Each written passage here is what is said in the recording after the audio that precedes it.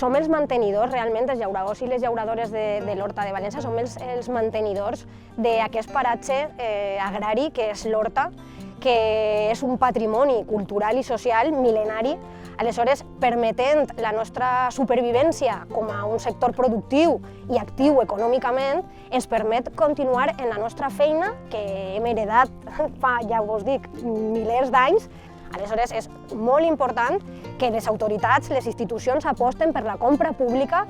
ara i no més tard, ara que encara estem a temps, perquè cada vegada més n'hi ha menys llauradors i llauradores, cada vegada més són menys els que optem per ser agricultors i agricultores i poder nosaltres portar el nostre producte de qualitat, fresc, de proximitat i de temporada a les escoles i a altres col·lectivitats, a altres menjadors, perquè en realitat així, d'aquesta manera, fixem el nostre treball, fixem les mans que fan possible que l'Horta